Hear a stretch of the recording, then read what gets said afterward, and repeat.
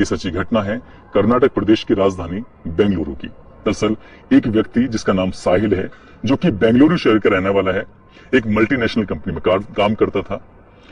Multinational company में काम करता था। उसकी कंपनी ने उसको एक असाइनमेंट के लिए बुलाया था मुंबई में बुलाया गया था कि आपको यहाँ पर आना है कुछ समय के लिए। अभी 2 या 3 महीने ही हुए थे उसकी शादी को। अपनी पत्नी को छोड़कर वो जाना नहीं चाहता था, लेकिन मल्टीनेशनल कंपनी का, जिस कंपनी में काम कर रहा था, उस कंपनी का मामला था, आखिरकार उसको जाना पड़ता है। जब वो वहां पहुंच जाता है, 1-2 हफ्ते काम करता है। 1-2 हफ्ते काम करने के बाद अपनी पत्नी से बातचीत करता है, कहता है कि क्या तुम मुंबई घूमना चाहोगी? जैसे ये बात अपनी पत्नी से कहता है तो उसकी पत्नी एकदम खुश हो जाती है, खिलखिला जाती है, कहती है कि मेरा तो सपना था बचपन का, बचपन से ही मैं चाहती कि मुंबई जाऊं, वहां जाके देखूं। आज तक तो मैंने सिर्फ मुंबई को टेलीविजन पे या फिर फिल्मों में देखा है, साक्षात देखने को मिलेगा तो कितनी अच्छी बात है। जब अपने पति से इस तरह की बातें करती है तो उसका पति कहता है परेशान होने की जरूरत नहीं है, 7 अक्टूबर 2011 का तुम्हारा रिजर्वेशन करा दिया गया है, फला तारीख को फला वक्त में आपकी ट्रेन मिलेगी, आप आराम से बेंगलुरु से मुंबई का सफर पूरा करके सीधा मुंबई आइए, मैं तुम्हारा इंतजार करूंगा। वो दिन भी आता है, और जब दिन आता है वो घर से कुछ तैयारी के साथ सीधा बेंगलोर के रेलवे स्टेशन पे जाती है और अपनी निर्धारित ट्रेन, अपनी निर्धारित बोगी, अपनी निर्धारित बर्थ पर जाकर बैठ जाती है और सबसे पहले फोन करती है अपने सास और ससुर को। कहती है कि मम्मी पापा मैं ट्रेन में बैठ गई हूं और लगभग 1000 किलोमीटर का ये सफर है, 16-17 घंटे में पूरा हो जाएगा और मैं साहिल के पास पहुंच जाऊंगी। पहला फोन हो चुका था, दूसरा फोन वो अपने पति को करती है। अपने पति से कहती है कि जी मैं ट्रेन के अंदर बैठ गई हूं और मैं जल्दी से आपके पास पहुंच जाऊंगी, आप परेशान मत होना। तो साहिल कहता है कि परेशान मुझे नहीं, परेशान तुम मत होना, बिल्कुल घबराने की जरूरत नहीं है, किसी से ज्यादा बातचीत मत करना, अपने सफर पर ध्यान देना और कोई ऐसी वैसी चीज मत देना, किसी के खाने वाने की चीज हो। इस तरह की समझाने की कोशिश भी करता है। अब ट्रेन ये मुंबई के सफर के लिए चल पड़ती है। जैसे ही मुंबई के सफर के लिए ट्रेन चल पड़ती है तो जिस बोगी में, जिस बर्थ पर वो बैठी हुई है, सामने वाली बर्थ पर 2 व्यक्ति बैठे हुए हैं, एकदम अनजान व्यक्ति, एक दूसरे से बातचीत भी नहीं कर रहे हैं। मगर धीरे धीरे जब सफर आगे की तरफ चलता है तो वो दोनों व्यक्ति आपस में एक दूसरे का इंट्रोडक्शन लेते हैं, एक दूसरे से परिचय लेते हैं कि तुम कौन हो, कहां से जा रहे हो, कहां से आ रहे हो, इस तरह की बातें वो करते हैं।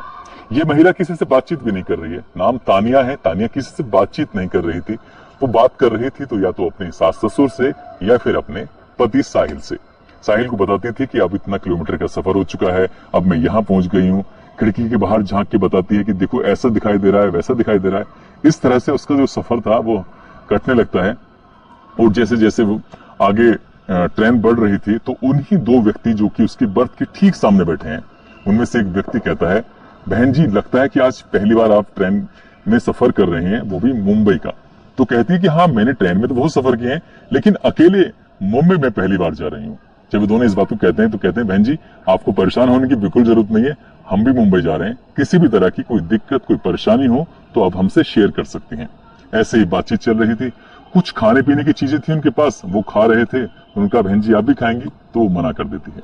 लेकिन जब आगे वक्त गुजर रहा है, 15-16 घंटे का सफर है, तो किसी भी अनजान व्यक्ति से इस लंबे सफर में जब कोई सोना ना हो तो आराम से बातचीत जब होंगी तो जाहिर सी बात है कि दोस्ती भी हो ही जाएगी। उधर तो उन दोनों की दोस्ती हो चुकी थी और उन दोनों ने इस तानिया से भी कहीं ना कहीं जान पहचान बना ली थी। तानिया जब अपना कुछ खाने पीने का सामान था तो खाते पीते उन लोगों की नजर उस तानिया की सामान पर पड़ती है, तो आखिरकार तानिया की मजबूरी बन जाती है उस सामान को दिखाते हुए कि भाई साहब आप भी इसमें से सामान लेंगे। जब वो बात उन दोनों व्यक्ति से कहती है तो वो व्यक्ति भी उसके सामान लेकर खाने लगते हैं। कुछ देर के बाद कुछ सामान वो भी लेते हैं तो वो भी तानिया की तरफ हाथ बढ़ा देते हैं कि बहन जी आप भी कुछ सामान खाओगी। इस तरह से ये जो सफर था वो वाकई बहुत सुहाना था और बहुत बढ़िया सफर चल रहा था। चलते चलते लगभग 150 किलोमीटर के आसपास अभी बस मुंबई बाकी था, यानी कि 1000 किलोमीटर में से 850 किलोमीटर का सफर तय हो चुका था। तानिया अपने पति साहिल को फोन मिलाती है, कहती है कि मैं अभी आपसे 150 किलोमीटर दूर हूं। तो कहता है कि तुम्हें परेशान होने की जरूरत नहीं है, मैं तुम्हें लेने के लिए रेलवे स्टेशन पर आ जाऊंगा। बस इतना ये फोन था। उसके बाद ये दोनों व्यक्ति कहते हैं कि बहन जी चाय पियोगी? कहती है कि मैं तो चाय नहीं पीऊंगी, आपको पीनी है तो आप पी लीजिए। लेकिन वो 2 चाय के साथ साथ तीसरी चाय भी लेते हैं। तीसरी चाय लेते हैं तो तानिया को चाय पिला देते हैं और खुद भी चाय पीते हैं। जब तानिया चाय पी लेती है, चाय पीते ही तानिया एकदम बेहोश जैसी हालत में हो जाती है, नींद आने लगती है उसको। लगभग 2 या 3 घंटे के बाद जब आंख खुलती है तो पता चलता है कि तानिया अब ट्रेन के किसी बोगी या बर्थ के अंदर नहीं बैठी हुई है, बल्कि वो एक कार के अंदर है और कार बहुत तेजी से चल रही थी। उसको जैसे हल्की फुल्की उसकी आंखें खुलती हैं, वो आंखें खोलने की कोशिश करती है तो पता चलता है कि वो बेहोशी जैसी हालत में थी, ठीक से बोल भी नहीं पा रही थी। लेकिन उसको वो ही दोनों व्यक्ति कार के अंदर दिखाई देते हैं और एक व्यक्ति और था जो कार चला रहा था। ये एक नया व्यक्ति है जिसको देखने के बाद साफ अंदाजा लगाया जा सकता था, क्योंकि उसके साथ कोई ना कोई अनहोनी घटना हो चुकी है। उससे कहती है कि मैं कहाँ हूं, तुम मुझे कहाँ लेके जा रहे हो। इससे पहले कि वो कुछ बातचीत करते हैं उसको जोर का एक थप्पड़ पड़ता है और कहा जाता है कि आवाज निकाली तो और पिटाई होगी, इसलिए चुपचाप पड़े रहो। क्योंकि उसे चाय में कुछ नशीला पदार्थ दिया गया था। उसको पीने के बाद, उसको चाय को पीने के बाद उसकी हालत ऐसी नहीं थी कि वो विरोध करने जैसी कंडीशन हो। लगातार गाड़ी चल रही है और गाड़ी चलते चलते पहुंच जाती है एक ऐसे इलाके में जहां पर जब उसे कार से उस जगह पर लेके जा रहे थे तो उसकी हालत चलने लायक नहीं थी, लेकिन उन दोनों ने ऐसा पकड़ा हुआ था जैसे कि वाकई वो उस महिला बीमारी जैसी हालत में हो। ठीक ट्रेन से भी शायद उन्होंने उसको वैसे ही निकाला होगा। ट्रेन जब किसी भी स्टेशन से वो कार तक लेके आए होंगे तो वहां भी उन्होंने इसी अंदाज से निकाला होगा जैसे घर की परिवार की कोई परिचित महिला हो। अब ये सीधा पहुंच जाते हैं किसी मुंबई के रेड लाइट एरिया के एक कोठे पर और वहां पर दो महिलाएं बैठी हुई थी, उनसे बार्गेनिंग चल रही थी, बातचीत चल रही थी उसको बेचने की। आखिरकार सौदा तैयार हो जाता है, पक जाता है और कम से कम उसकी कीमत लगती है 45,000 रुपए। 45,000 रुपए लेकर वो दोनों व्यक्ति वहां से रफू चक्कर हो जाते हैं। वो महिला उसे हल्का हल्का होश आने लगता है और वो गिड़गिड़ाने लगती है, वो रोने लगती है, वो रहम की भीख भी मांगती है। उन दोनों से भी वो उसे ठोकर मारते हुए वहां से निकल जाते हैं। अब ये एक कोठे पर मौजूद थी और कोठे का नजारा जब देखती है, दृश्य देखती है, तो वहां पर पहले से ही कितनी ही लड़कियां थी जिन्होंने अपने लिबास भी ऐसे पहने हुए थे जिसे देखकर कोई भी पुरुष उत्तेजित हो जाए। अब उस महिला को एक कमरे में बंद कर दिया जाता है क्योंकि वो विरोध करने पर उतारू हो गई थी। वो चीख रही थी, चिल्ला रही थी, इसलिए उसको बांध कर एक कुर्सी पर रखा जाता है और चिल्लाए ना इसलिए उसका मुंह भी बंद कर दिया जाता है। बात 7 अक्टूबर को वो घर से चली थी। अब ये 8 अक्टूबर, 9 अक्टूबर, इस तरह से एक एक दिन गुजरने लगता है और धीरे धीरे करके लगभग 15 दिन गुजर जाते हैं। उधर उसका पति रेलवे स्टेशन पे इंतजार कर रहा था। काफी इंतजार करने के बाद जब उसकी पत्नी उसको वहां दिखाई नहीं देती है तो वो बहुत परेशान हो जाता है। फोन करता है तो स्विच ऑफ आता है, अपने माँ बाप से पूछता है, फिर जाकर रेलवे स्टेशन पर जीआरपी को भी सूचना देता है, साथ ही पुलिस स्टेशन में भी जाता है और अपनी पत्नी की गुमशुदगी दर्ज कराता है। वो तमाम कोशिशें करता है अपनी पत्नी को तलाश करने की ताकि उसकी पत्नी मिल जाए। सीधा वो बेंगलोर के रेलवे स्टेशन पर जाता है और जाकर वहां के सीसीटीवी चेक कराता है। देखता है कि वाकई उसकी पत्नी तो रेलवे स्टेशन की पर आई है और ट्रेन के अंदर बैठी है, लेकिन है तो कहाँ है। वो तमाम कोशिशें कर रहा था उधर। इधर उसकी पत्नी टॉर्चर हो रही थी, रोज उसको मारा जाता था, रोज उसको पीटा जाता था, रोज उसको खाना भी नहीं दिया जाता था और जितनी जाति जितना हैवानियत उसके साथ हो रही थी उसकी उसने कभी कल्पना भी नहीं की थी। जब धीरे धीरे एक दिन गुजरने लगते हैं, 16वें दिन उस कोठे की जो मालिक है सुनीता पुजारी उससे कहती है कि बहुत दिन हो गए, यदि आज तुम तैयार होकर ग्राहक के लिए तैयार नहीं होती हो तो फिर तुम्हारा वो हश्र किया जाएगा जिसकी तुमने कभी कल्पना भी नहीं की थी। लड़कियों इसको समझा दो। जो पहले से वहां लड़कियां काम कर रही थी उन लड़कियों पर दबाव बनाया जाता है और वो लड़कियां कहती हैं कि तानिया तुम मान जाओ, क्योंकि अब यहाँ से तुम्हारे जाने के रास्ते सब बंद हो चुके हैं, तुम्हें यहीं रहना होगा, यही काम करना होगा। अब तुम्हें कोई छुड़ा नहीं सकता, कोई तुम्हें बचा नहीं सकता, कोई तुम्हारी यह मदद करने वाला नहीं आएगा। 16वें दिन आखिरकार तानिया टूट जाती है और तानिया भी ऐसे कपड़े पहनती है जिसको कपड़े को देखने के बाद कोई भी पुरुष उसकी तरफ उत्तेजित हो जाए, आकर्षित हो जाए। और आज उन 20-22 महिलाओं में से तानिया का नंबर था, क्योंकि ग्राहक ने तानिया को ही पसंद किया था। तानिया को लेकर वो कमरे में जाता है और जाने के बाद जैसे ही वो अंदर के दरवाजा बंद करता है, चटकनी बंद करता है, तो वो तानिया गिड़गिड़ाने लगती है, रोने लगती है और रोती भी ऐसे है कि उस कमरे से उसकी आवाज बाहर नहीं जाती। उसकी आंखों में आंसू थे और वो आंसू टपक रहे थे। रोते हुए पैरों में पकड़ के वो कहती है कि भैया मुझे माफ कर दीजिए, मैं ऐसे से यहाँ पर चली आई हूँ। मेरे पति साहिल हैं जो कि मल्टीनेशनल कंपनी में काम करते हैं। मुझे तो सिर्फ यहाँ मुंबई घूमने के लिए आना था। किसी ने मुझे चाय में कुछ नशीला पदार्थ पिलाया और मुझे यहाँ पहुंचा दिया। वो अपनी परेशानी, अपना दर्द जब बयां करती है तो उस व्यक्ति ने, हालांकि कोठे पर आने वाला व्यक्ति कभी शरीफ तो हो ही नहीं सकता, इसलिए उस व्यक्ति ने इंसानियत का परिचय देते हुए कहा कि मैं तुम्हारी क्या मदद कर सकता हूँ। जब बात मदद करने की आती है तब वो कहती है कि मुझे मेरे पति से बात करा दो। उधर उसका पति अपनी पत्नी को तलाश करने की तमाम वो कोशिशें कर रहा था आखिरकार वो बार बार फोन देखता था। वो सोच भी रहा था कि सफर शुरू होता है तब फोन आता है, सुबह शाम रोज फोन करती थी, अब फोन आता भी नहीं है, फोन स्विच ऑफ हो रहा है। लेकिन 16वें दिन जाकर जब एक अनजान नंबर से फोन आता है साहिल के पास और आवाज आती है कि रोते हुए कि मैं तानिया बात कर रही हूँ, मैं कहाँ हूँ मुझे नहीं पता, मुझे बचा लो, मुझे यहाँ नहीं रहना है।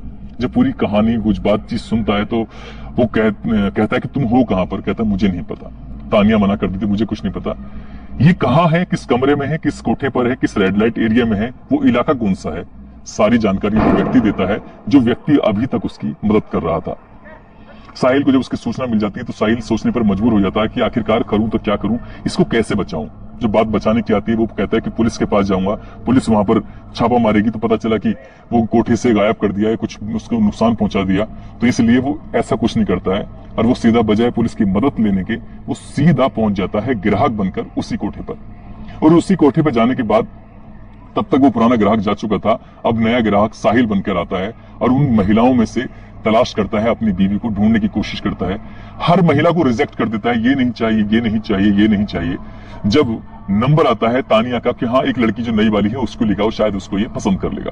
तानिया को देखता है, तानिया को देखते ही उसकी बीवी की नजरें झुक जाती हैं, डबडबाने लगती हैं, आंखों से आंसू टपकने लगते हैं। वो अपनी पत्नी को देखकर हैरान था, परेशान था और सीधा कहता है कि मुझे यही लड़की चाहिए। उसको लेकर वो कोठे के अंदर जाता है और उसकी पूरी कहानी सुनता है कि आखिरकार यहाँ कैसे पहुंची। वो अपनी पत्नी से नाराज नहीं होता बल्कि उसको सीने से लगाता है और उसे कहता है कि तुम्हें परेशान होने की जरूरत नहीं है, अब जरूरत है हमें ठंडे दिमाग से काम लेने की और यहाँ से सोचो कि ये निकले कैसे। हमने यहाँ से भागने की कोशिश की तो ये लोग हम पे हमला कर देंगे, हमें मार भी सकते हैं, हमें नुकसान पहुंचा सकते हैं। तभी बैठे बैठे साहिल को एक तरकीब सूझी और वो पुलिस कंट्रोल रूम को फोन करता है और पूरी कहानी 7 अक्टूबर से गायब होने से लेकर अभी तक की पूरी कहानी बताता है। बताते बताते कहता है कि पुलिस को कि मेरी पत्नी रेड लाइट एरिया के फला कोठे पर फला रूम में है, आप जल्दी से आ जाइए। पुलिस ने वाकई ईमानदारी का काम किया, बहुत अच्छा काम किया। मुंबई पुलिस भी वाकई सैल्यूट की हकदार है। मैं बात कर रहा हूं सन 2011 की उस किस्से की। भारी पुलिस वहां पर बहुत बड़ी संख्या में पुलिस पहुंचती है, उस कोठे को घेर लेती है। साथ ही जब वहां पर छापा मारा जाता है, वहां पर एक कमरे की तलाशी ली जाती है तो साहिल और तानिया भी एक कमरे के अंदर मौजूद मिलते हैं और दोनों की हालत देखने दिखाने लायक थी। पुलिस उन्हें सुरक्षित वहां से निकालती है। न केवल तानिया को वहां से निकालती है बल्कि ऐसी कई लड़कियां थी जो बेवजह ऐसे ही दलालों के चंगुल में फंस जाती हैं। उन दलालों के बारे में जब पता करने की कोशिश की जाती है तो पता चलता है कि वो दलाल सिर्फ रेलवे स्टेशन, बस स्टॉप ऐसी जगहों पर ही नजर गाड़े रहते हैं, गिद्ध की तरह। कोई लड़की, कोई महिला, कोई ऐसी कोई अकेली जा रही हो तो उसको जो कोई सुंदर दिखने में हो ताकि उसको निशाना बनाया जा सके, उसे किसी भी तरकीब से कोठे तक लाकर उसको बेचा जा सके। तानिया भी तो ऐसे ही बिकी गई थी। तानिया को बहुत देर के बाद होश आया था, हालांकि वो अपने पति के पास थी। पुलिस ने उसको छुड़ाकर यहाँ से वापस बेंगलोर उन दोनों को भेज दिया और पुलिस ने जब यहाँ से इसकी जो मालकिन है कोठे की, सुनीता पुजारी और रमीदा शेख, इन दोनों के साथ साथ 2 और व्यक्तियों को गिरफ्तार किया। साथ ही इन चारों की मदद से उन दोनों दलालों को भी कई दिनों की मशक्कत के बाद आखिरकार गिरफ्तार कर लिया। दोस्तों, ये वाकई साहिल ने बहुत ही अच्छा, बहुत ही इंसानियत का बहुत नेक काम किया जो उसने अपनी पत्नी की जिंदगी को बचाया। कोई भी अगर व्यक्ति होगा तो शायद अपनी पत्नी की इतनी छोटी सी बात को देखते हुए उस पर तमाम तरह के लांछन लगा सकता था और कह सकता था कि तुम यही कोठे पर रहो, अब मेरी जिंदगी में तुम्हें आने की कोई जरूरत नहीं है। उसने इंसानियत का परिचय देते हुए अपनी पत्नी को बचाया और नई और कई लड़कियों को भी उसने वहां से बचाया। दोस्तों, वाकई इसने व्यक्ति ने सैल्यूट का काम किया है, सैल्यूट का हकदार है। साथ ही मैं आपको जाते जाते मैं आपको बता दूं कि जब भी आप कभी सफर पे हो तो किसी का सामान ना खाएं, किसी से ज्यादा दोस्ती न करें, किसी से बातचीत करने की कोशिश ना करें। पता नहीं कौन व्यक्ति किस रूप में आपको नुकसान पहुंचा दे, जैसे कि इन दोनों दलालों ने तानिया को नुकसान पहुंचाया था। वो तो अच्छा था कि उसके शोहर ने, उसके पति ने उसको ऐसी दलदल में फंसने से, धंसने से बचा लिया। तो दोस्तों, अपना ख्याल रखें, सुरक्षित रहें। जय हिंद, जय भारत।